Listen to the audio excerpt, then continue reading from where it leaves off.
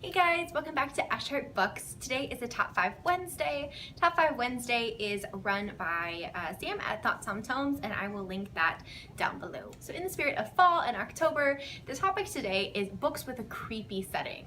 So this doesn't have to be horror books, but just books that kind of gave you the creeps or had a setting that was kind of just unsettling. So the first book that I wanted to mention is It Ain't Me Babe by Tilly Cole, which is just such a cute title. I don't know why. This one's just really different. This is the first one in her Hades Hangman series, which is about a motorcycle club. But the reason I picked it for this kind of topic is because the women who are kind of the heroines in this series, in all of the books, I think there's 4 books, are from a religious cult.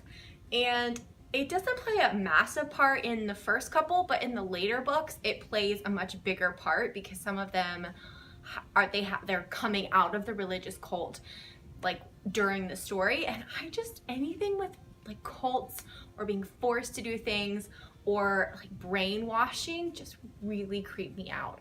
I can't even watch like documentaries and things like that on it because I don't know why, but it just gives me the heebie-jeebies. And I don't know, it's something about that, the fact that they think their whole life that like these girls are being raised this way, that this is the only way their life could be, and it's a completely terrible existence.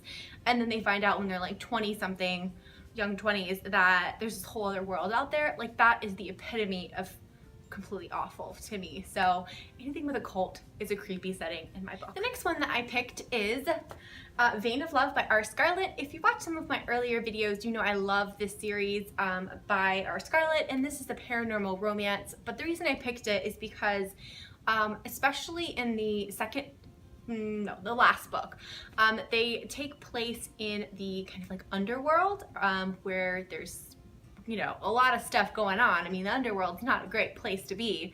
So it's not that it's like scary, but it's very unsettling. And there's a lot of people down there that Molly, the main character, is very wary of.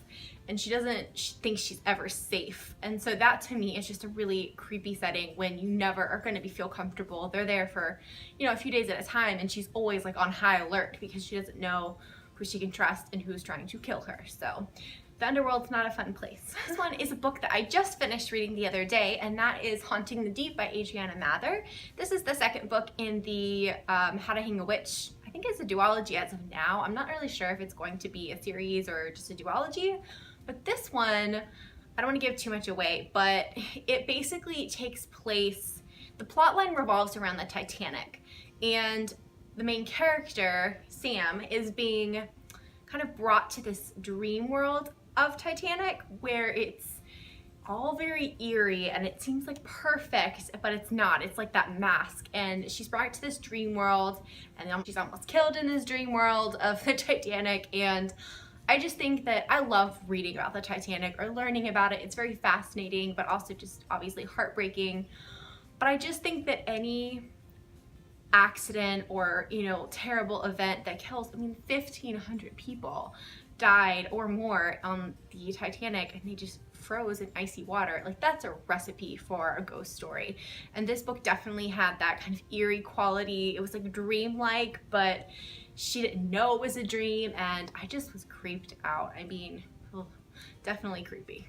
I do really suggest this book though. It was very good. If you haven't read the first one, definitely check out How to Hang a Witch. So this next one is kind of different. I'm gonna go with the Infernal Devices series by Cassandra Clare. So this is kind of a twofold for me. When they're at the Institute in London and they're all together and they're like a family, it's very like warm and comforting, and that's not creepy at all. That's, you know, it's like family. But when they're in London and they're out, like Will and Jem and Tessa are out on the streets of London in the middle of the night typically because they're looking for demons, or Will's out in some like, you know, opium den or doing something he shouldn't be doing. I just find that really creepy.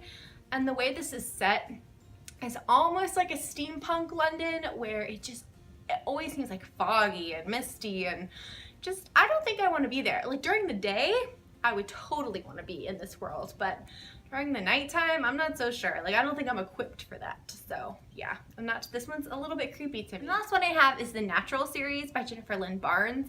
This is the fourth one, Bad Blood, which is the last book. I chose this one for this because they're all creepy. They all have to do with serial killers and, you know, murder, and that's always a creepy setting. But this one in particular, I don't want to give too much away because it is the last book, but they go to a town, a very small town in this book where a lot of really bad things have happened. And remember I talked about how cults creep me out a lot in that other book? Yeah, there's a little bit of a cult situation going on in this book as well.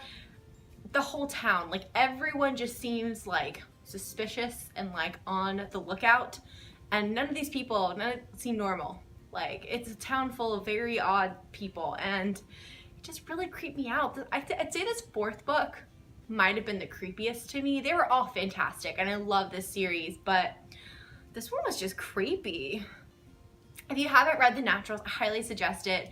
The first book is about a girl named Cassie who gets recruited by the FBI because they have like this new division starting for kind of young people, teenagers who have abilities they think would be useful. So Cassie's really good at reading people. There's like a lie detector and someone who can read emotions and things like that. I really love this series. If you're into like any kind of crime or mystery, but also like a thriller, definitely check out the series. Also, if you guys have any suggestions on series that are similar to this, if you've read this one, let me know down below because I loved the series and I haven't really been able to find anything that to me is the same amount of like thrilling, mysterious, but also just hooks you and gives you lovely characters as well. So let me know if you guys have any suggestions on that. Okay guys, that is it for this video. Thank you guys so much for watching, and if you would like to, like and subscribe the video, and I'll see you guys next time. Bye.